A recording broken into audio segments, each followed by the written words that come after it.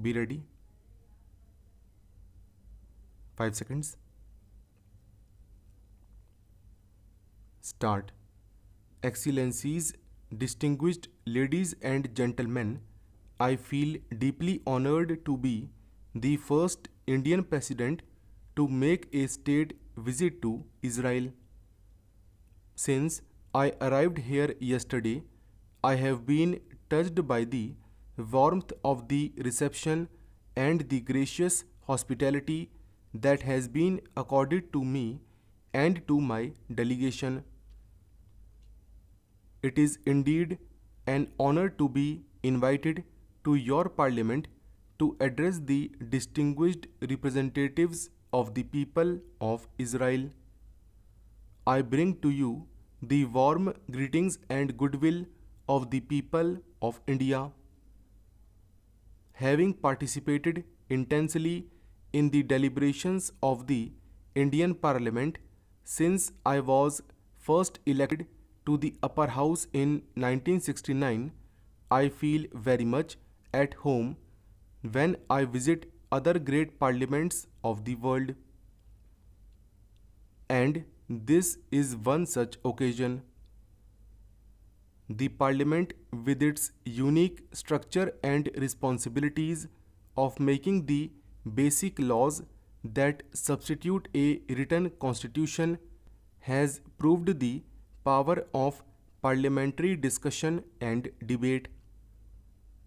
Having been a parliamentarian and public servant for over 50 years, I am today more convinced than ever that a thorough deliberation with due consideration of all shades of opinion is the key to good policy making.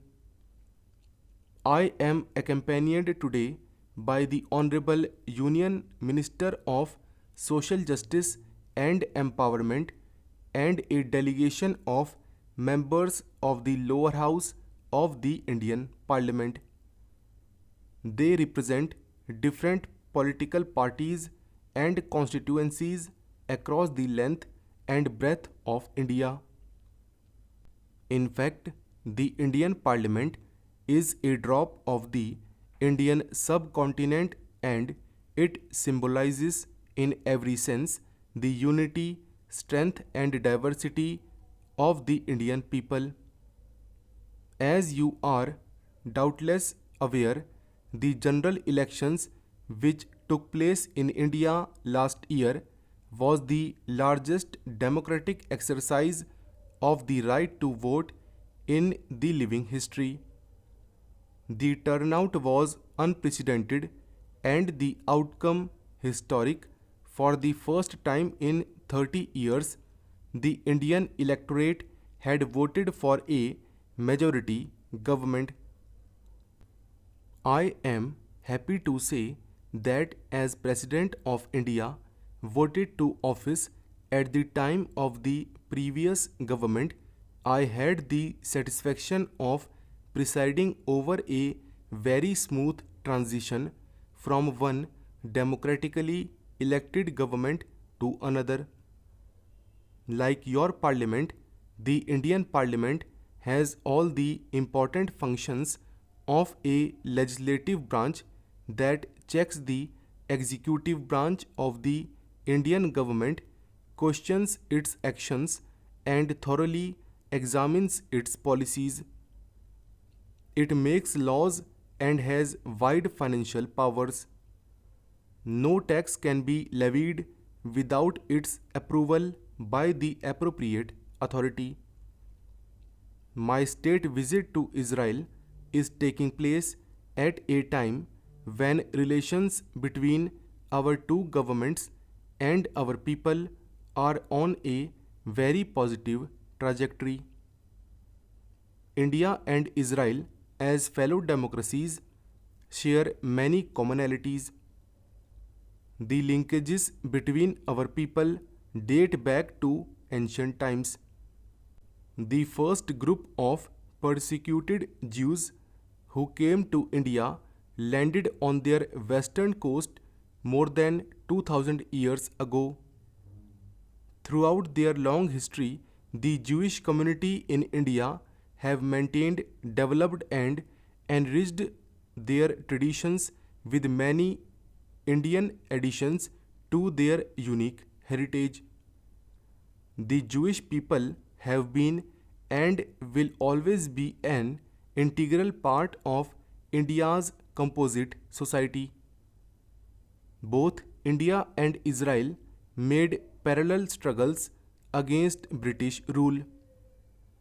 Our leaders adopted different methods but were inspired by the same human values and ideals. I was pleasantly surprised to learn that Mahatma Gandhi is the only world leader whose photograph had been kept by former Prime Minister David Ben Gurion in his own home. In the period after independence, our countries traveled different paths. The Indian people have nonetheless always appreciated Israeli innovations in the field of agriculture and the remarkable achievements of your scientists and engineers. We admire the will and resolve with which the Jewish people have risen from the depths of unspeakable suffering and deprivation with a strong spirit and built their nation to make it what it is today, a thriving, progressive, and prosperous society that leads the world in so many fields. Whenever the Nobel Prizes are announced, we often see names of scientists who have studied in one of your universities here. As friends of Israel, we rejoice in your success.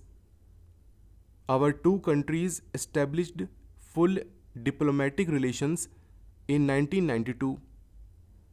Since then, our cooperation in different fields has grown steadily.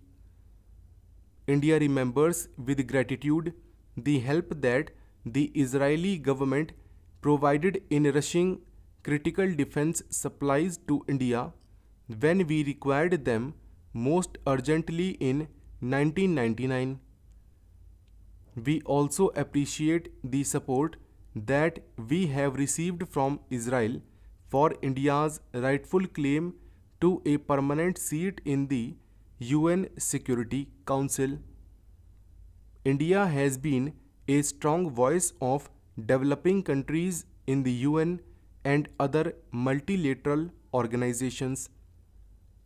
India believes that there is no better option than to resolve issues through negotiations and peaceful dialogue.